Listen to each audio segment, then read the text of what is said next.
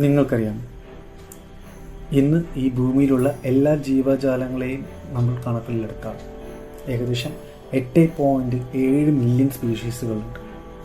ഇതിൽ തന്നെ ഏകദേശം 1.2 മില്യൺ സ്പീഷീസുകളെ കുറിച്ച് മാത്രമാണ് നമുക്ക് അറിയാനും പഠിക്കാനുമായി സാധിച്ചിട്ടുള്ളത്.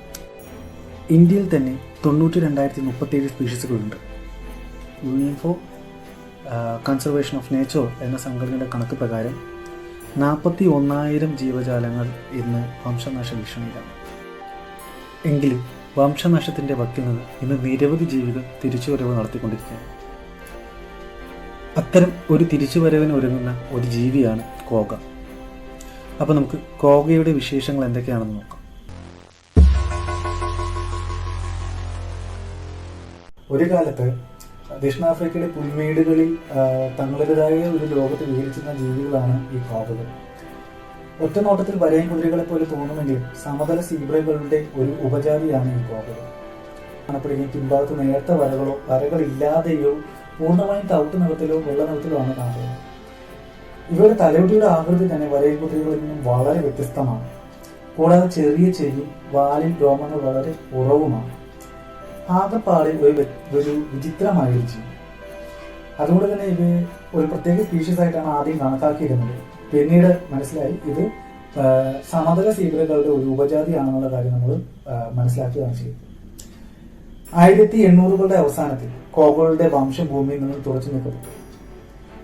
അതായത് മാംസത്തിനും തോലിനും വേണ്ടിയിട്ട് മനുഷ്യൻ മൃഗീയമായി ഇവരെ വേട്ടയാടി. ആദ്യമായിട്ട് ഇവരെ വേട്ടയാടുന്നത് ആഫ്രിക്കയിലേക്ക് കുടിയേറി പാർത്ത ഡച്ചുകാരാണ്. അപ്പൊ ഇവിടെ ആവാസ വ്യവസ്ഥയിലേക്കുള്ള മനുഷ്യന്റെ കടന്നുകയറ്റം കോഗകളുടെ വംശനാശത്തിന് കാരണമായി. 1883 നെതർലാൻഡിലെ ആംസ്റ്റർഡാമിലുള്ള മൃഗശാലയിൽ വെച്ച് അവസാനത്തെ കോഗയിൽ മരണപ്പെടുകയാണ് ചെയ്തത്. 1987 ഒരു കൂട്ടം ശാസ്ത്രജ്ഞർ കോഗ പ്രോജക്റ്റ് എന്ന പദ്ധതിയിലൂടെ വംശനാശം വന്ന ഈ ജീവിയെ തിരിച്ചു കൊണ്ടുവരാൻ ശ്രമങ്ങൾ തുടങ്ങി. അങ്ങനെ സെലക്റ്റീവ് ബ്രീഡിംഗ് അല്ലെങ്കിൽ ബാക്ക് ബ്രീഡിംഗ് എന്ന് പറഞ്ഞു. അങ്ങനെ സെലക്റ്റീവ് ബ്രീഡിങ്ങിലൂടെ ഇവയെ തിരിച്ചു കൊണ്ടുവരാനുള്ള ശ്രമങ്ങളെല്ലാം തുടങ്ങുകയായിരുന്നു. 2020 ജേർണൽ ഓഫ് ഹെറിഡിറ്റി പ്രസിദ്ധീകരിച്ച ഒരു പഠനം അവകാശപ്പെടുന്നത് സമതല സീബ്രകളുടെ തിരഞ്ഞെടുത്ത പ്രജനനത്തിലൂടെ കോഗ വംശനാശത്തിൽ നിന്നും തിരിച്ചെത്തിയിരിക്കുന്നുവെന്ന്.